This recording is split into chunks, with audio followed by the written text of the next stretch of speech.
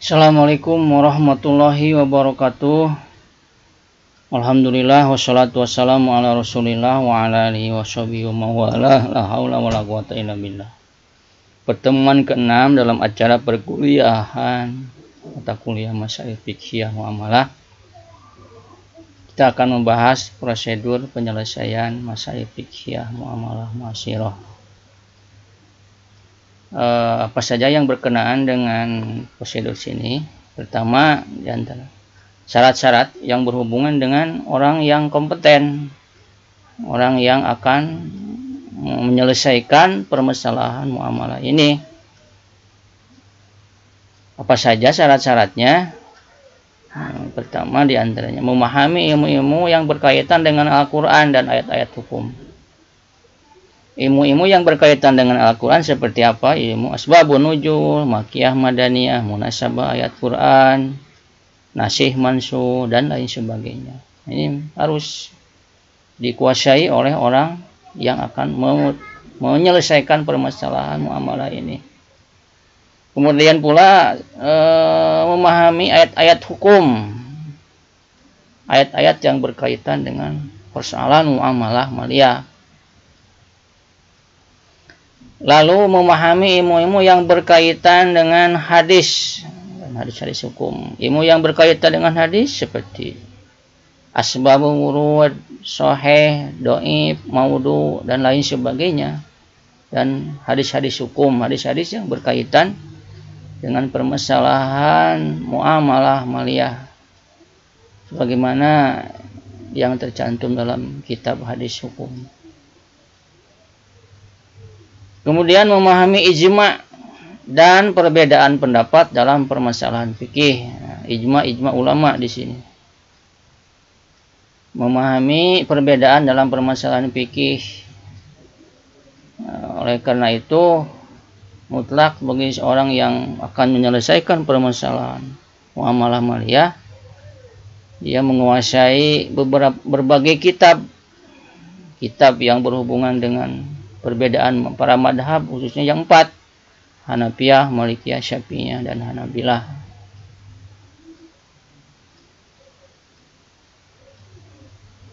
Lalu memahami ilmu usul fikih. Nah, ini alat menggali permasalahan hukum fikih adalah ilmu usul fikih. Metodenya seperti am, khos, mutlak, muqayyad, dan lain sebagainya, sebagaimana dikaji oleh para ulama dalam berbagai kitab usul fikih, baik usul fikih Hanafiyah, Malikiyah, Syafi'iyah, Hanabilah.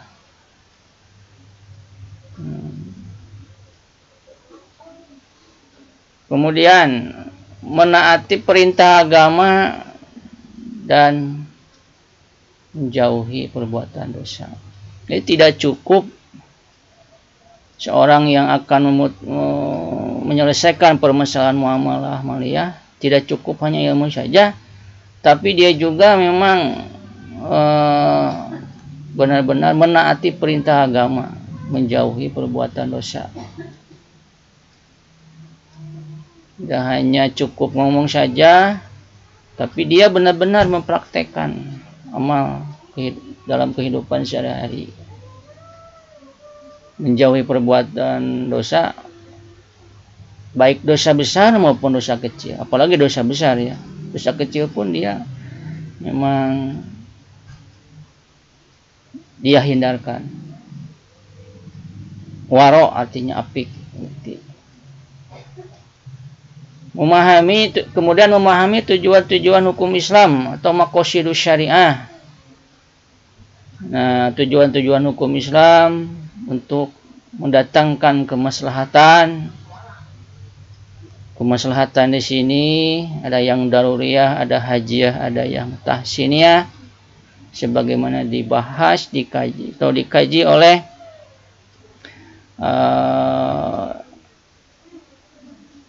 Asy-Syatibi dalam kitab Al-Muwafaqat fi Ushul Syariah.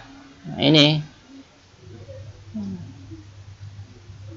banyak disinggung Maqasidus Syariah ini oleh Asy-Syatibi, dan kitab-kitab para ulama lainnya. Silahkan kaji kitab-kitab tersebut ya. Terutama Al-Muwafaqat fi Ushul Syariah membahas tujuan-tujuan hukum Islam. Apa saja diantaranya? Hifdun nafsi, menjaga agama, menjaga jiwa. Hifdun nasl, menjaga keturunan. Hifdul akli, menjaga akal. Hifdul mal, menjaga harta. Hifduddin, menjaga agama. Nah, ini tujuan-tujuan hukum. Ini tujuannya adalah untuk kemaslahatan. Lalu mampu menjelaskan hukum yang secara tekstual ada dalam kitab fikih. Oleh karena itu mutlak diperlukan, menjadi syarat mutlak orang yang akan menyelesaikan permasalahan muamalah maliyah, dia mampu membaca kitab, kemudian menjelaskan apa-apa yang terkandung di dalam kitab fikih tersebut dari beberapa referensi, baik Hanafiyah, Malikiyah, Syafi'iyah, dan Hanabilah. Bisa juga ditambah dengan Dohiriyah. Kemudian memahami permasalahan kontemporer yang belum ada ketentuannya dalam kitab fikih terdahulu. Nah ini, dia mampu membedakan ini masalah yang belum ada ketentuannya dalam kitab fikih. Oleh karena itu disebut masalah kontemporer. Nah, masalah kontemporer, terutama masalah muamalah, seiring terus-terusan bertambah. Oleh karena itu dia mampu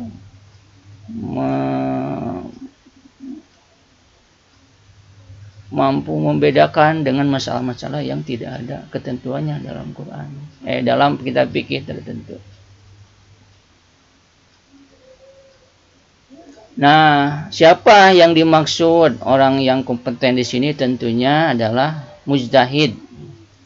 Kalau dulu mujtahid mutlak seperti Imam Syafi'i, Hanafi, Hambali, Imam Maliki. Nah, untuk konteks sekarang, karena sudah tidak ada lagi mujtahid mutlak, maka orang yang kompeten di sini adalah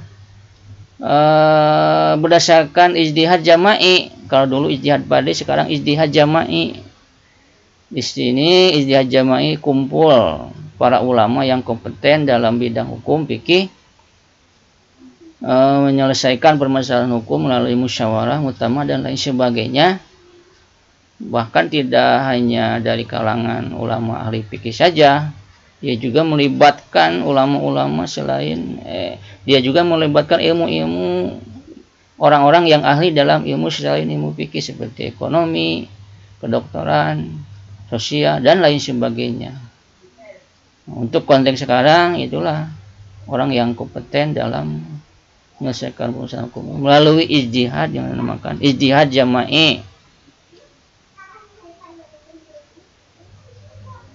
Apa langkah-langkah yang harus dilakukan oleh orang yang kompeten tersebut dalam menyelesaikan masalah hukum fikih muamalah maliyah kontemporer?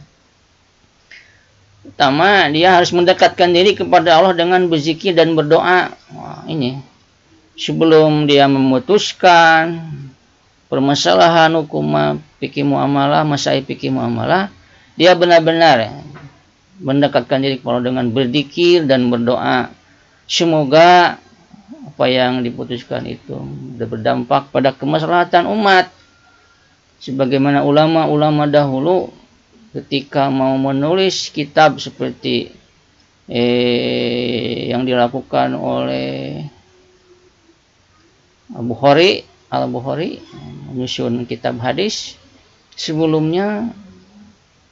melakukan menulis dalam sebuah kitab, dia beristikharah dulu, minta petunjuk kepada Allah, apakah yang semoga Allah memberikan bimbingan sehingga apa yang ditulis itu benar-benar hadis sahih. Nah, itu jadi contoh. Dan kisah-kisah ulama lainnya. Memahami dengan cermat tema-tema permasalahan muamalah kontemporer, ada kaitannya dengan tadi. Apa saja permasalahan kontemporer diklasifikasikan. Nah, ini perlu langkah-langkahnya dengan segera mengumpulkan, mengelompokkan Karena itu orang yang akan memutuskan permasalahan hukum fikih muamalah harus update, nantiasa tidak ketinggalan oleh perkembangan zaman, oleh informasi yang berkembang. Lalu menjelaskan masalah-masalah kontemporer melalui Al-Quran, hadis, ijma, dan qiyas, sebagaimana yang dilakukan oleh para sahabat dan tabi'in. Ini maksudnya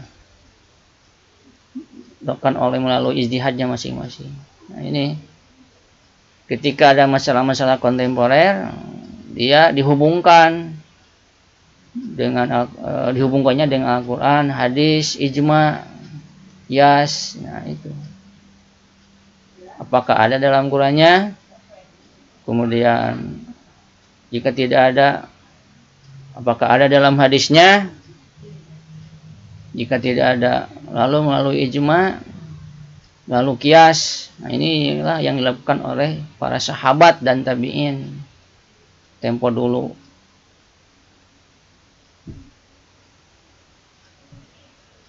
Selanjutnya, mengkaji permasalahan kontemporer dalam pandangan ulama madzhab fikih. Nah, ketika ada permasalahan, dia mengumpulkan beberapa referensi madzhab fikih, tidak hanya Syafi'iyah saja, Malikiyah, Hanabilah, Dohiriyah, kumpulkan untuk mengkaji permasalahan kontemporer melalui ijtihad jama'i tersebut. Kalau tidak menganalogikannya dengan masalah yang sudah ada tempo dulu, kalau belum ada ketentuannya. Lalu mengkaji kitab-kitab fatwa fikih klasik dan kontemporer. Kitab-kitab fatwa usus fatwa banyak, baik dari kalangan Hanafiyah, Syafi'iyah, Malikiyah, Hanabilah, seperti Al-Fatawa Hindiyah karya ulama Malikiyah, Majmu' Fatawa karya Ibnu Taimiyah, dan lain sebagainya. Begitupun kitab-kitab fatwa kontemporer seperti Fatwa Mu'asyirah karya Syekh Yusuf Qaradawi dan lain sebagainya. Ini harus punya referensi, tidak hanya kitab fatwa fikih yang dulu, tapi kitab fatwa fikih sekarang. Orang yang akan memutuskan permasalahan muamalah harus punya berbagai referensi. Kemudian mengkaji hasil keputusan ulama-ulama kontemporer melalui muktamar fikih sedunia.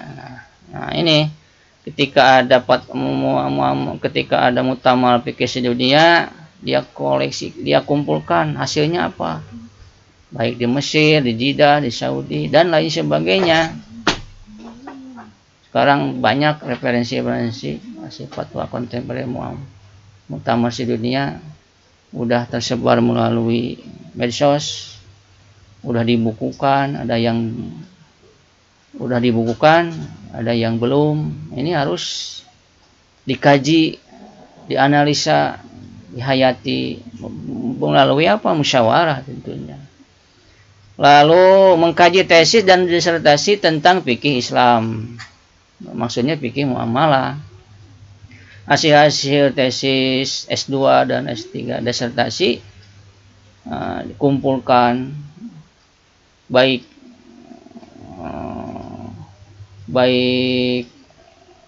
yang ada di Indonesia maupun di luar Indonesia, seperti di Mesir, di Arab Saudi, di Jeddah, dan lain sebagainya.